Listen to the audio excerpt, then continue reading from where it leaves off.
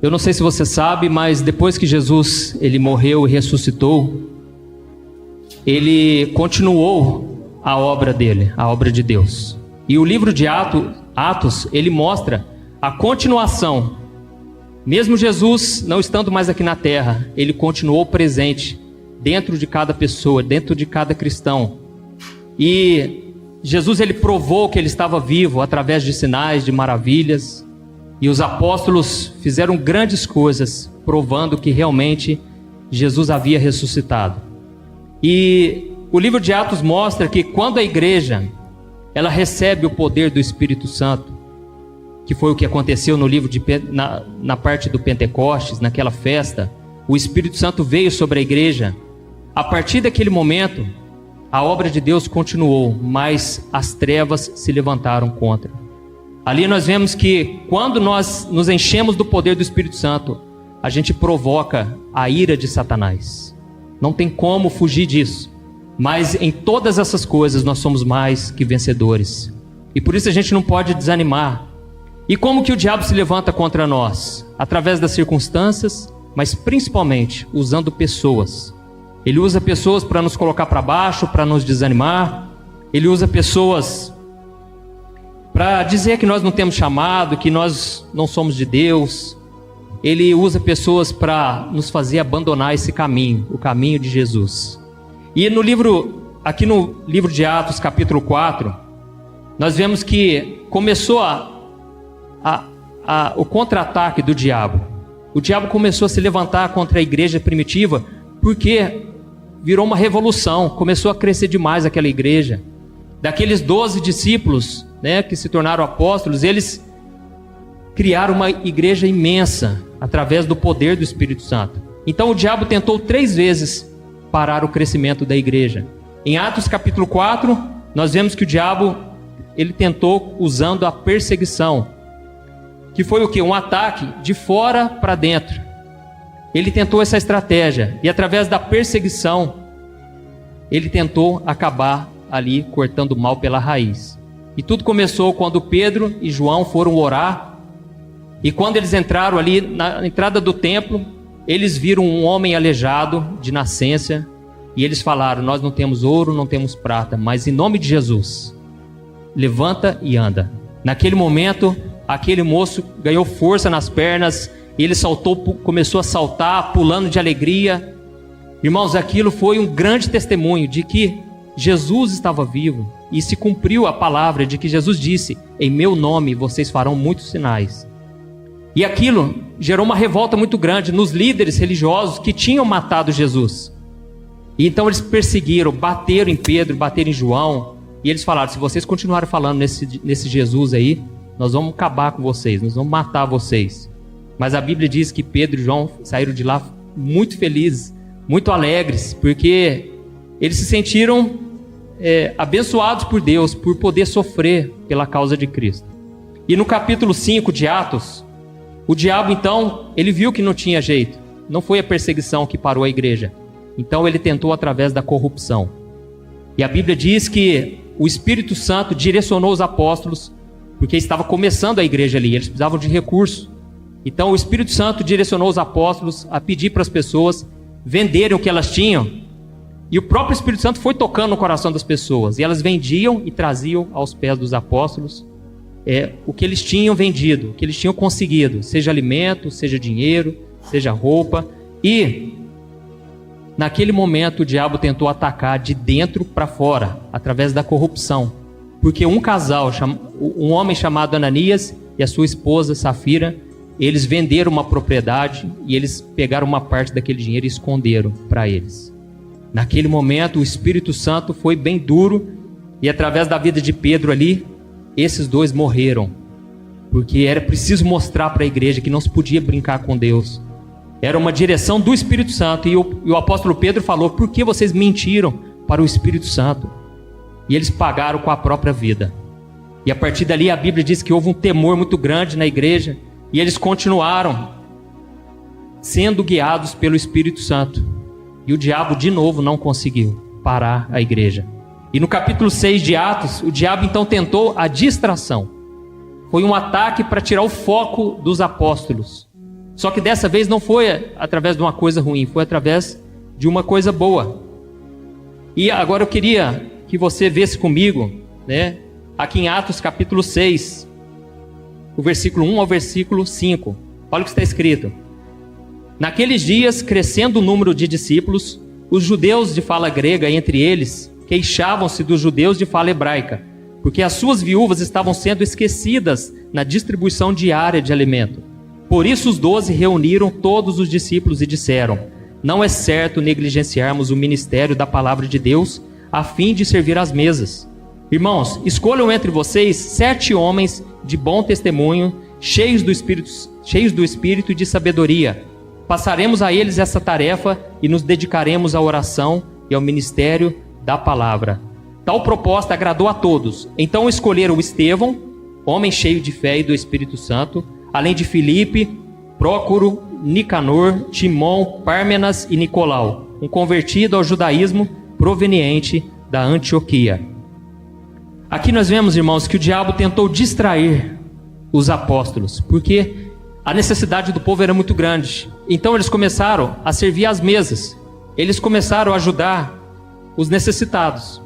Só que aí eles pararam de pregar, eles pararam de dar um foco ao ministério da palavra, que foi o ministério que eles receberam de Jesus. Porque Jesus havia dito: olha, vocês vão e vocês vão pregar esse evangelho nos 4 cantos dessa terra. Então, era uma coisa boa, que é a assistência social, é dar o suporte aos mais necessitados, mas não era aquilo que Deus havia chamado eles como prioridade. É lógico que ajudar os necessitados não é menos importante do que pregar. Tudo é importante, todos os ministérios são importantes, mas é uma questão de prioridade, é uma questão de chamado. Então aqui nós vemos que eles reuniram e eles disseram: gente, não está certo isso, nós erramos o foco, o erro foi nosso, mas nós precisamos voltar a pregar a palavra. Então vamos separar aqui pessoas de Deus para se juntar a nós e poder servir na mesa, pessoas bem dispostas. E aqui eu aprendo uma coisa: qualquer ministério, pessoa ou empresa, se ela não parar de tempo em tempo para reavaliar, para fazer mudanças, para fazer ajustes, ela pode estar caminhando para o fracasso. Ela pode estar perdendo aquilo que Deus tem para ela. Talvez está fazendo até coisas boas. Tem muita gente bem intencionada, mas talvez não está fazendo aquilo que Deus chamou para fazer. Talvez você está aí e tem passado lutas no teu trabalho, em qualquer área que seja, no teu ministério, e você percebe que talvez as coisas não estão caminhando tão bem. Talvez seja o Espírito Santo pedindo para você parar, fazer uma reflexão, analisar se algo precisa ser mudado. Hoje em dia acontece a mesma coisa. Muitos pastores estão ficando sobrecarregados. Eu estava conversando com um moço lá do Rio Grande do Sul. Ele é pastor lá, professor de seminário, e ele falou: pastor, é impressionante, aqui os pastores estão tudo com depressão, estão tudo sobrecarregado, porque parece que não tem muita gente para ajudar, e eles estão querendo fazer tudo ao mesmo tempo. E isso pode ser uma armadilha do diabo, e a gente vai se cansando de fazer a coisa certa, mas com a prioridade errada. Então, nós precisamos entender: Deus quer usar pessoas também para nos abençoar, para caminhar junto conosco. E eu falo isso como um desafio, porque eu sei o tanto que isso é difícil. Confiar às vezes em alguém para querer te ajudar. Às vezes você quer fazer do seu jeito, você já está acostumado. Todos nós sofremos com isso, mas é importante nós orarmos, pedirmos que Deus coloque pessoas que vão dividir o sonho conosco, o ministério ou qualquer coisa que seja. Então, os problemas que surgem na igreja, eles são para exercitar a nossa fé, para que a gente volte os nossos olhos. Você está aqui hoje, talvez você tenha uma grande necessidade, que Deus age em teu favor. E esses problemas estão fazendo você buscar mais a Deus. Então os problemas são oportunidades da gente exercitar a nossa fé, não somente em Deus, mas talvez nas pessoas. Você confiar em pessoas e delegar funções e deixar com que outras pessoas também participem com você do seu sonho ou daquilo que Deus colocou no seu coração. Então, naquele momento eles escolheram 7 homens, e um deles era Estevão. A Bíblia diz que Estevão era cheio do Espírito Santo, cheio de sabedoria, ele era cheio de fé e cheio de poder, era um homem pleno. Um homem que é um exemplo para todos nós, porque esse homem era tudo que Deus queria que ele fosse. E em Atos, e aqui no capítulo 6 e no capítulo 7, fala somente de Estevão. Fala do seu ministério e fala também da sua morte. E é isso que nós vamos analisar hoje. Nós vamos ver sobre a vida de Estevão. E nós vamos ver que, mesmo nas piores situações, quando nós estamos no centro da vontade de Deus, Deus faz tudo cooperar para o nosso bem. Amém? Então, Estevão era esse homem, né? Um homem cheio de Deus, cheio de sabedoria, cheio do poder do Espírito Santo. E ele não somente ajudava as viúvas, os necessitados, mas a Bíblia vai dizer que ele ganhou muitas almas para Jesus. Se você continuar lendo depois, você vai ver que Estevão operou muitos milagres. E lembrando que os milagres, quem operava eles, era só os apóstolos até então. Mas a partir dali, o Espírito Santo começou a contar com Estevão. A partir dele, Deus foi usando outras pessoas também. Então, Estevão era tão iluminado por Deus, ele era tão cheio de Deus, que ele começou a incomodar. Ele começou a incomodar as trevas. E quem o diabo usou? Como eu disse, as pessoas. Os líderes religiosos, né, daquela época, eles ficavam discutindo com Estevão, tentando atrapalhar o ministério dele. E como eles não conseguiam resistir à sabedoria daquele homem, eles então levantaram testemunhas para fazer falsas acusações contra ele. E assim encontraram um motivo para prender ele, para difamar o seu nome, para tentar manchar a sua imagem. E eles acusaram Estevão de duas coisas principais. Primeiro, dele estar blasfemando contra Moisés, né, que era o libertador, e ele estava blasfemando também contra o templo de Deus. Mas Estevão, o tempo todo, ele provava na Bíblia. Então não tinha o que falar contra aquele homem, porque tudo ele mostrava na Bíblia. E eles diziam que ele falava mal da lei, ele falava mal do templo, porque agora parece que eles achavam que ele não queria cumprir a lei mais, agora era os mandamentos de Cristo. E ele falava que Deus não habitava mais naquele templo feito por mãos humanas, que Deus ele operava agora no coração das pessoas. Aquilo era uma blasfêmia, aquilo era algo que não entrava na mente dos religiosos. E, como eu disse, ele usou a própria Bíblia, as Escrituras, para provar que, na verdade, a maior culpa era do povo de Israel, era da nação de Israel. Eles tinham pecados muito piores do que as próprias acusações que estavam fazendo contra Estevão, que nem tinha fundamento. Então ele mostrou o tempo todo, e ele deu o maior discurso do livro de Atos. Aqui no capítulo 7, fala desse discurso. É um discurso impecável, porque o homem conhecia de Bíblia de um jeito que ninguém conhecia. E mais do que isso, ele tinha o poder do Espírito Santo, a revelação de Deus. Então ele deu um grande discurso, recapitulando cada momento da história do povo de Israel, falando de Moisés, falando de José, de Salomão, de Davi. Ele foi falando dos homens que Deus foi levantando, e muitos desses homens, muitos desses profetas, esses homens mandaram matar. E o que é pior, ele terminou dizendo, e vocês ainda nem sabem o que é juízo de Deus, porque vocês mexeram com o próprio Deus, vocês crucificaram o próprio Filho de Deus. E aqui naquele momento que aqueles homens ficaram muito irados, né? E eles apedrejaram Estevão, que era um homem que não tinha o que falar dele. Eles não encontraram argumentos, então decidiram calar aquela voz. E eles apedrejaram e mataram Estevão. Então nós vamos ver aqui no capítulo 7, o versículo 51. Atos 7, o versículo 51. Do versículo do 51 ao versículo 60. Olha como que ele vai terminar esse discurso, irmãos, que foi o que gerou toda a revolta.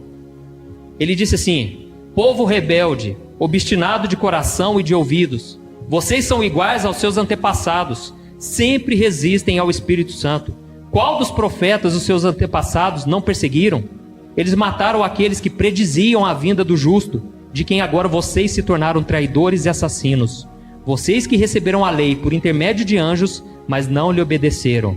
Ouvindo isto, ficaram furiosos e rangeram os dentes contra ele. Mas Estevão, cheio do Espírito Santo, levantou os olhos para o céu e viu a glória de Deus, e Jesus em pé à direita de Deus, e disse: vejo os céus abertos e o Filho do Homem em pé à direita de Deus.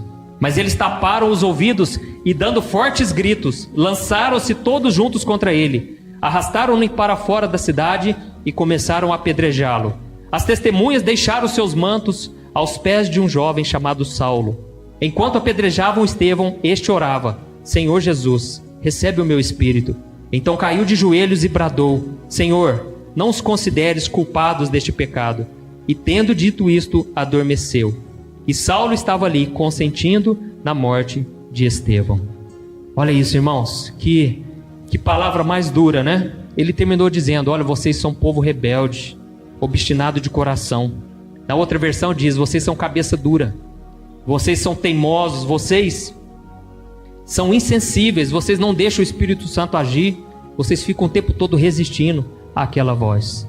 Tem pessoas, irmãos, que passam a vida inteira, o Espírito Santo está chamando, o Espírito Santo está tentando trazer para os caminhos de Deus, mas a pessoa fica resistindo.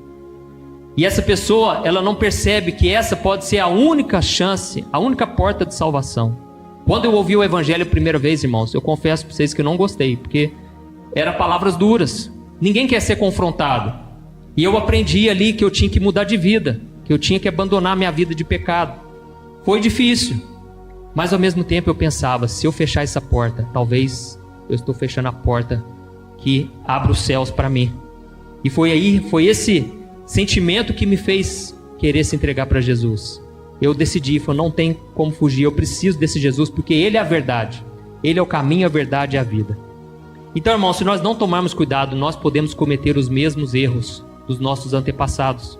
Os fariseus, eles cometiam os mesmos erros dos pais, dos avós. Eles eram duros de coração. E é interessante que Estevão, ele usou a mesma expressão um pouco antes, dizendo que eles eram de dura cerviz. A cerviz é um osso que tem aqui, ó, perto do pescoço. Ele estava querendo dizer: vocês não se dobram, vocês não se humilham diante de Deus, vocês não reconhecem que é só Deus que é o Senhor, que Jesus é o Senhor. E essa mesma expressão foi usada por Moisés. Então em tudo ele mostrava: olha, vocês estão cometendo os mesmos erros lá do passado, vocês não aprenderam nada.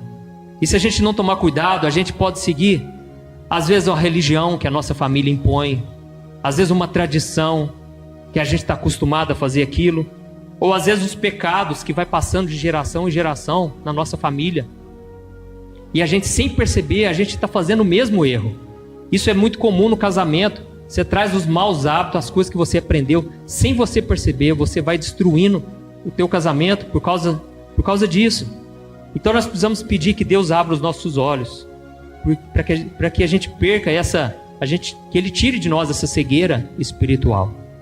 Então, irmãos, aqui nós vemos a vida de Estevão, e a gente fica pensando, né, como é que pode uma pessoa tão boa como ele, tão cheia de amor, de fé, né, um homem tão usado por Deus, como é que um homem desse, ele pôde ser morto de uma forma tão cruel, e principalmente por religiosos que estudavam as Escrituras, conheciam a palavra. E aí nós vemos, né, quando a gente vê os jornais, a gente vê tanta tragédia, e às vezes as maiores atrocidades vêm dos religiosos, porque a intolerância religiosa é muito grande. E isso mostra que o coração do homem, ele não mudou, e ele nem pode ser mudado se não tiver a graça de Deus. A pessoa que hoje você às vezes tem raiva dela pelas atitudes que ela toma, é simplesmente porque ela ainda está cega espiritualmente. Ela não sabe o que ela faz. E por isso você tem que orar como Estevão e pedir: Senhor, tem misericórdia, essa pessoa não sabe o que está fazendo. Perdoa ela, Senhor, porque senão ela vai colher as consequências. Irmãos, qual foi o resultado da morte de Estevão? Eu vou mostrar para você qual foi o resultado na vida dele, no povo de Israel. E nós vamos ver como Deus transformou tudo isso em bênção, porque parece que agora o ataque do diabo tinha sido mais forte até então. Ele conseguiu matar um homem que estava fazendo toda a diferença, que estava influenciando muita gente, ajudando muita gente. E a primeira coisa que eu vejo que a morte para Estevão, ela representou a coroação. Estevão foi coroado por Deus através daquela situação. E lá em Apocalipse capítulo 2, versículo 10, o próprio Jesus diz: seja fiel até a morte, e eu te darei a coroa da vida. Amém, irmãos? Então, é um desafio para todos nós guardarmos a nossa fé até o final, sermos fiéis até o fim e não desistirmos. E a Bíblia diz que Jesus, quando ele morreu, ressuscitou, ele se assentou à direita de Deus. Mas naquele momento, Jesus estava em pé. Como nós acabamos de ler, Jesus estava em pé à direita de Deus para receber aquele homem que foi o primeiro mártir, o primeiro homem que morreu pela causa de Cristo.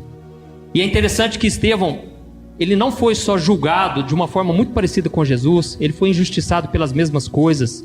As mesmas coisas que eles falaram contra Jesus, que ele estava blasfemando contra Moisés, contra o templo, contra a lei, eles fizeram as acusações contra Estevão. E da mesma forma, Estevão morreu da mesma forma que Jesus. Olha como é que esse homem era parecido com Jesus, irmãos. Era a cópia, vamos assim dizer. É lógico, né? Jesus não teve pecado, mas esse homem era extremamente parecido com Jesus. E no final ele orou: Senhor, recebe o meu espírito. Foi a mesma oração que Jesus fez. Ô Pai, receba o meu espírito. E ele falou: Senhor, perdoa os pecados. Ele orou pelos seus perseguidores, pelos seus assassinos. E talvez você pergunte assim: mas por que será que Deus não interveio? Por que Deus não impediu aquilo? Por que Deus não interveio na vida de Estevão? Na verdade, irmãos, Deus interveio sim. Deus deu graça para aquele homem, ao ponto dele perdoar os seus assassinos, e ao ponto dele ainda orar por eles. E às vezes a gente fica perguntando: Deus, por que o Senhor não me livra disso? Mas irmãos, às vezes o modo de Deus trabalhar é diferente. Deus está te dando capacidade para você perdoar essa pessoa. Às vezes o deserto que você quer tanto se livrar dele, às vezes o deserto está sendo usado por Deus para mudar o teu coração, para te tornar uma pessoa muito mais capacitada, madura para receber o que Deus tem para a sua vida. Então peça para o Senhor te ensinar as lições. Peça para Deus não deixar o seu coração se esfriar diante dessa luta que você está enfrentando, porque é aí que o diabo quer colocar o mal dentro de você. E Jesus, quando ele orou antes de ser morto, ele orou por mim e por você. E uma das coisas principais que ele orou foi o seguinte: Pai, eu não peço que o Senhor os tire do mundo, mas que o Senhor os livre do mal. Então, irmãos, o mal não é o bandido somente. O mal, o pior mal, é aquele que está dentro de nós. Porque se o diabo conseguir sujar, trazer a maldade para o nosso coração, nós vamos nos afastar da graça de Deus. Mas se você continuar amando, perdoando, ainda que as pessoas venham achar que você até é bobo de ficar perdoando tantas vezes aquela pessoa, meu irmão, seja guiado pelo Espírito Santo de Deus, e você vai estar sendo abençoado por Deus, e Deus vai te trazer a vitória. Ainda que não seja nessa terra, você não vai ver tudo que Deus tem para você, mas seja fiel, porque Deus honra a fidelidade. Amém? A segunda coisa que eu vejo, que foi para a nação de Israel. Para a nação de Israel, a morte de Estevão, ela representou condenação. Para Estevão foi coroação. Para Israel foi condenação. Israel estava acabando ali de cometer o seu terceiro homicídio em pouco tempo. O primeiro homicídio que eles cometeram foi quando eles permitiram que João Batista ele fosse morto. O segundo foi quando eles pediram para Jesus ser crucificado. E o terceiro foi quando eles mataram Estevão com as próprias mãos. Quando eles permitiram que Herodes ele matasse João Batista, eles estavam pecando contra o próprio Deus, porque a Bíblia diz que foi o próprio Deus que enviou João Batista. Quando eles pediram para Pilatos matar Jesus, eles estavam pecando contra o Deus Filho, que era o próprio Jesus. Porque Jesus ele provou de todas as maneiras que ele era um enviado de Deus, e eles acabaram pecando dessa maneira. E quando eles apedrejaram Estevão, eles estavam pecando contra o Espírito Santo de Deus, porque é o Espírito Santo de Deus quem estava usando Estevão. Então eles estavam pecando de todas as formas. Só que Jesus ele disse o seguinte: se vocês pecarem contra o Filho, tem perdão, mas se pecar contra o Espírito Santo, aí já era. Não tem perdão para quem pecar contra o Espírito Santo. E muita gente me manda até hoje mensagem perguntando: pastor, será que eu cometi o pecado contra o Espírito Santo? Será que eu blasfemei? Teve um momento lá de raiva e eu falei besteira e eu me levantei contra o Senhor. Meu irmão, se você tem essa preocupação, você não pecou. Porque pecar contra o Espírito Santo significa resistir ao Espírito Santo. E Jesus disse isso, que não tem perdão, porque se você calar a voz do Espírito Santo, você não vai chegar ao arrependimento. Porque o que gera arrependimento na tua vida é o Espírito Santo de Deus. Não há nada mais que te convença do pecado, da morte, do juízo, a não ser o Espírito Santo. E é por isso que nós não podemos resistir ao Espírito Santo, porque é a única pessoa da Trindade que vai nos levar ao arrependimento. Amém? A terceira coisa que eu vejo é que para a igreja do Senhor, a morte de Estevão representou liberação. Irmãos, o propósito da igreja é ir para fora, é falar para aqueles que ainda não são cristãos, que ainda não conhecem o Senhor. E desde Pentecostes, as pessoas ficavam pregando para os judeus. Eles queriam pregar só para judeus. Mas depois da morte de Estevão, aqui nós vemos que Saulo, ele liderou uma grande perseguição contra o povo de Deus. E aí não teve jeito, irmão, não teve saída. Aquele povo que queria ficar ali naquele cantinho, só lá em Jerusalém, eles foram obrigados a fugir. Eles tiveram que se espalhar, e eles foram para fora de Jerusalém, eles foram para Samaria, eles foram até os confins da terra. Como Jesus mesmo tinha dito, vocês vão pregar em Jerusalém, vocês vão pregar na Judéia, em Samaria, até os confins da terra. E foi através de perseguição, né, que a igreja finalmente ela saiu daquele núcleo ali e foi pregar para fora.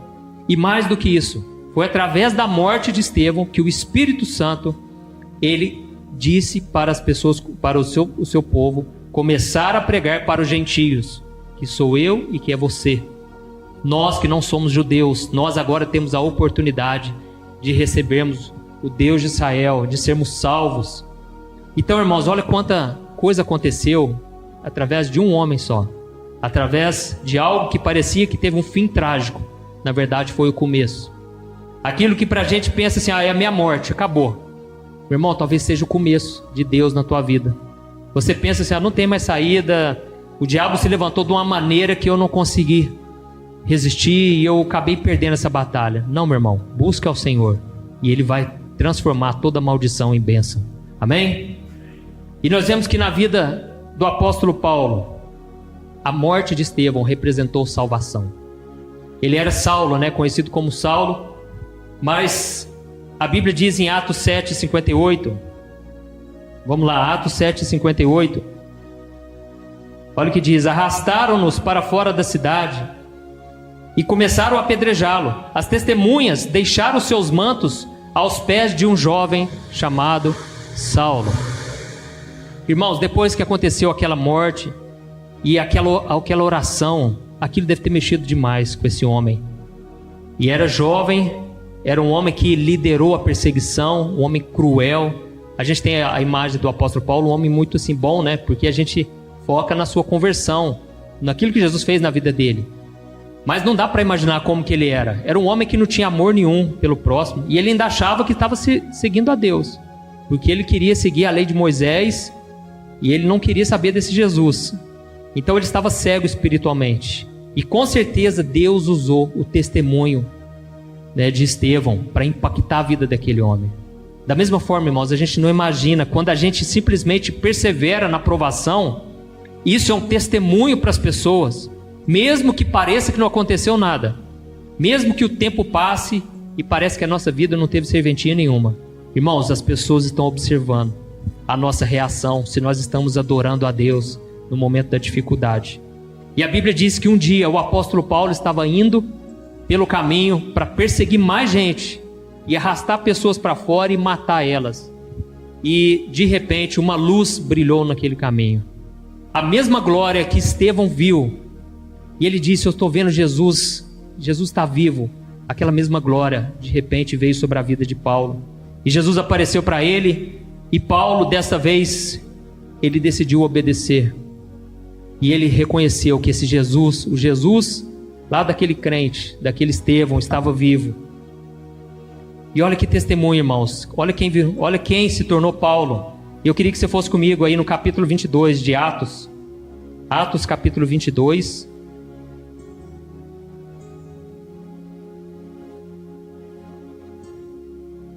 Paulo contou sobre o encontro que ele teve com Jesus naquele lugar. E ele disse que na mente dele, ele pensava isso e o próprio Deus sabia disso. As pessoas não iam acreditar no testemunho dele. Mas aqui nós vemos que aquela cena de Estevão ficou marcado na memória de Paulo. Olha o que diz o versículo 17. Quando voltei a Jerusalém, estando eu a orar no templo, caí em êxtase e vi o Senhor que me dizia: depressa, saia de Jerusalém imediatamente, porque eles não aceitarão o seu testemunho a meu respeito. Eu respondi: Senhor, estes homens sabem que eu ia de uma sinagoga a outra, a fim de prender e açoitar os que creem em ti. E quando foi derramado o sangue de tua testemunha, Estevão, eu estava lá, dando minha aprovação e cuidando das roupas dos que o matavam. Então o Senhor me disse: vá, eu o enviarei para longe aos gentios. Olha aqui, irmãos, ele sabia exatamente o que aconteceu com aquele homem, com aquele Estevão. E com certeza ficou marcado na memória dele. E o próprio Paulo, ele sempre dizia: olha, eu não posso mudar o meu passado, mas a partir de agora, eu quero cumprir o chamado de Deus. Eu vou esquecer as coisas que ficaram para trás, porque com certeza o diabo lançava isso na mente dele. Ele mesmo disse: eu nem sou digno de ser chamado apóstolo, porque eu fui perseguidor, eu fui um homem muito cruel. E nós precisamos deixar, irmãos, que Deus cura as nossas feridas, porque o que passou foi o tempo da ignorância e Deus não leva em conta. Então, se você se arrependeu, Deus já te perdoou. Não carregue mais esse fardo, porque isso aí vai te impedir de cumprir o chamado de Deus. Amém? Então é isso, irmãos. Aqui nós vemos o exemplo de um mártir, de um homem que morreu pela causa de Cristo. E Deus não nos chama para ser mártir, apesar de que alguns Deus escolhe para ser assim. Deus chamou os apóstolos para morrerem dessa forma. O próprio Jesus disse: Pedro, hoje você faz o que você quer, você vai para onde você quer, mas vai chegar um tempo em que eles vão te prender, eles vão te matar. Então, existe esse chamado de pessoas que elas morrem mesmo para Deus. Nós não sabemos se Deus nos chamou, né? Na hora a gente pensa: meu Deus, me livre disso aí. Mas, irmãos, Deus é o Deus que nos capacita. Deus não vai fazer nada que esteja além das nossas forças. Mas a verdade é que a Bíblia já diz que nós somos sacrifícios vivos. Lá em Romanos capítulo 12 diz que nós somos esse sacrifício vivo, porque todo cristão tem o dever de morrer para o pecado. Todo dia você tem que morrer para esta vida, se você quiser viver aquilo que Deus tem para você. Então, aqueles que querem ganhar esta vida vão perder aquilo que Deus tem para ela. Mas se ela morrer para este mundo, se ela se tornar um sacrifício vivo, ela vai experimentar a vontade de Deus, que é boa, perfeita e agradável. Nada será mais coincidência, tudo vai ter um propósito na tua vida, vai ter um sentido para você. Deus vai preencher esse vazio da sua alma, você vai ter satisfação, você vai ser uma pessoa alegre, você vai ser uma pessoa completa, porque você já encontrou o que você queria. A razão da sua existência é Jesus Cristo, mas você só vai saber isso no dia em que você decidir morrer para este mundo. Amém? E só para encerrar, eu quero dar contar aqui uma história que aconteceu lá em 1948. Um missionário chamado Jim Elliot, ele foi tocado por Deus para pregar para uma tribo indígena, ele e mais 4 homens. E eles então deixaram família, deixaram os seus filhos, e era uma tribo que eles já sabiam que era perigosa, era inacessível, e por isso eles sentiram esse desejo de ir até lá, de cumprir o chamado de Deus, porque eles pensavam: se não for a gente, quem que vai ser? Então eles se sentiram honrados por Deus com aquela missão. E depois, futuramente, descobriram que ele tinha um diário onde ele escrevia algumas coisas. E uma frase muito, muito bonita que ele escreveu, muito forte, ele disse assim: Senhor Jesus, eu não quero ter uma vida longa, mas uma vida plena como a tua. Eu vou repetir de novo, irmãos. Senhor Jesus, eu não quero ter uma vida longa, mas eu quero ter uma vida plena, assim como a tua. Irmãos, será que nós temos coragem de fazer essa oração? Porque o que a gente mais quer é se proteger, né? A gente quer morrer bem velhinho, com muita saúde, né? Tudo dando certo, graças a Deus, sem passar por, né, uma doença grave, nada grave. O tempo todo a gente quer se proteger, se preservar. Isso é da natureza do homem. Mas Jesus nos chama para morrer, para enfrentar esse mundo, né? E ser fiel a Ele. Então, esse homem, ele disse algo muito profundo, né? E 2 anos depois, irmãos, ele escreveu o seguinte, presta atenção: eu não posso achar estranho, se Deus quiser levar, ainda na mocidade, aqueles que eu teria deixado mais tempo aqui na terra. Eu sei que Deus está povoando a eternidade. E eu não posso ficar limitando a Deus, achando que Deus vai levar para o céu somente as pessoas idosas. Olha o que ele disse, irmãos.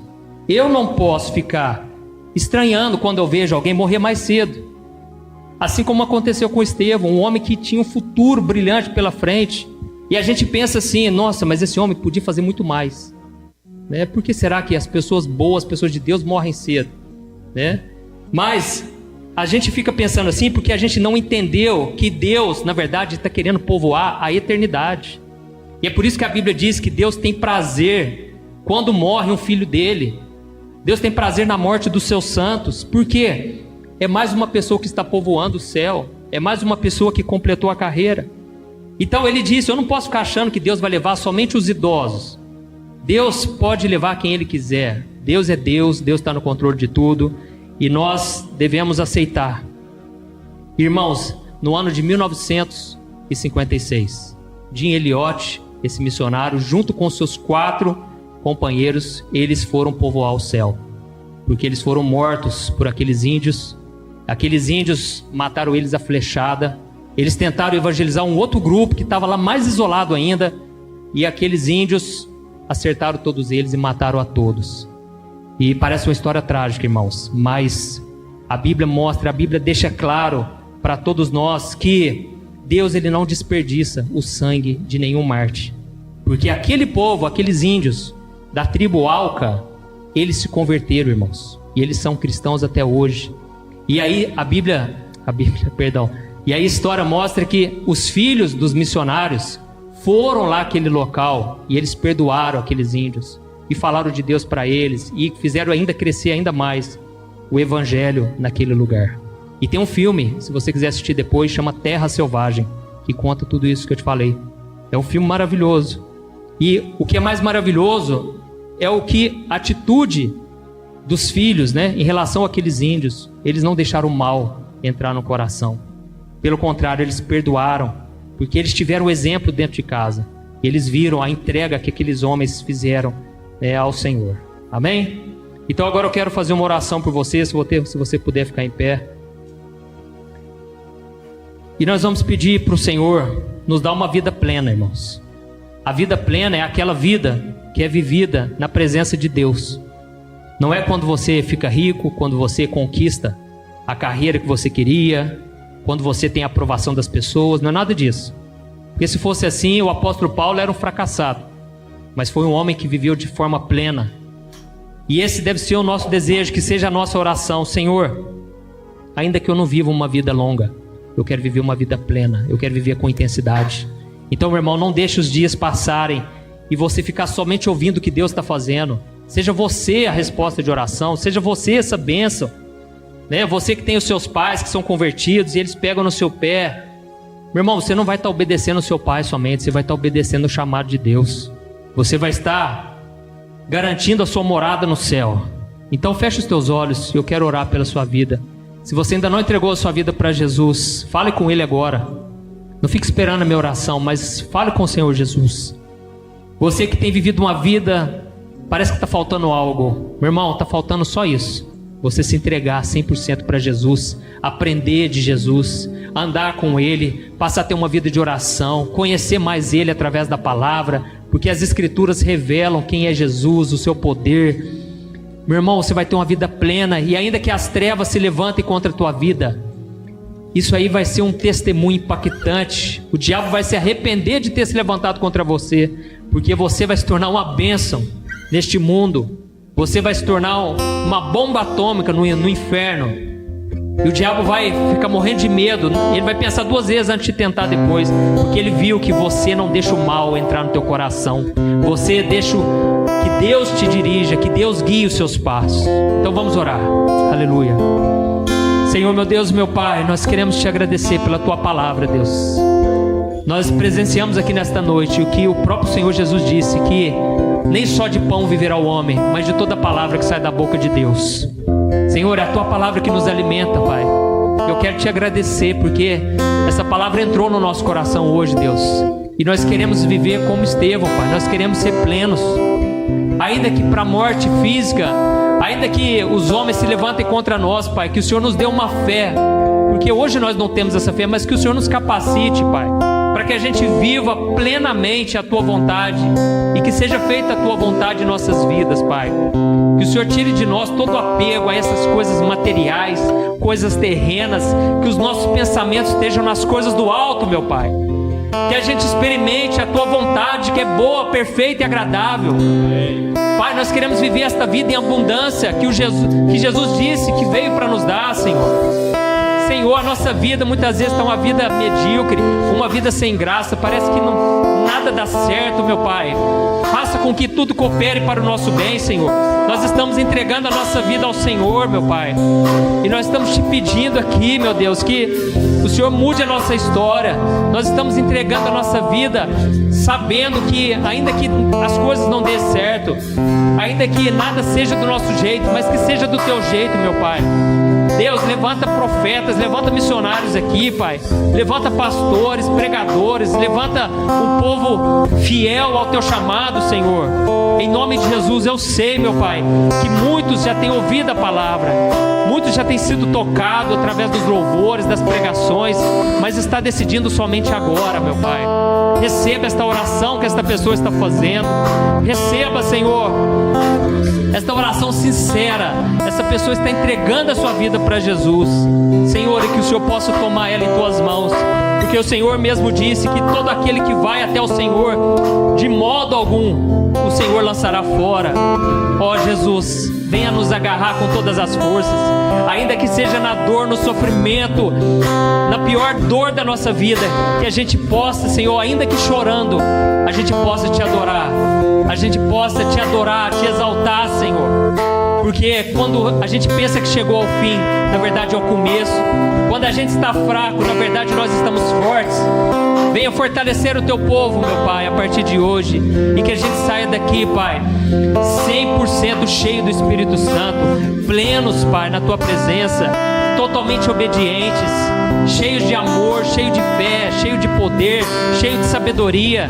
Nos capacite, Senhor, a fazer a Tua obra. Em nome de Jesus, ó Deus, eu Te agradeço por tudo que o Senhor fez aqui nesta noite e por tudo aquilo que o Senhor ainda vai fazer, Pai. E muitos ainda verão estas coisas, verão a obra do Senhor na nossa vida, e elas temerão e elas passarão a confiar em Deus. Por isso não deixa a gente se afrouxar, não deixa a gente se intimidar, não deixa a gente se acovardar, Senhor. Que a gente possa continuar pregando a verdade, a palavra que liberta. Em nome de Jesus, Pai, que nós sejamos testemunhas fiéis. Eu oro em nome do Senhor Jesus e já Te agradeço. Amém. Glória a Deus. Aleluia. Glória a Deus, irmãos. Que vocês saiam daqui com essa decisão. Não viva pelos seus sentimentos, viva pela fé. Ainda que estiver sofrendo, sentindo angústia, você vai ver. Quando você dobrar o seu joelho, o céu vai se abrir. E a glória de Deus vai te encher, meu irmão. Você que está sendo perseguido, porque às vezes a gente acha que não tem perseguição no Brasil. Tem sim. Começa dentro da nossa casa às vezes. Com você que está sendo perseguido, fica firme com Jesus para você ver. Ele vai te encher do Espírito Santo. E quem vai ser envergonhado é o diabo. Amém? Deus abençoe. Um grande abraço. Pode se sentar.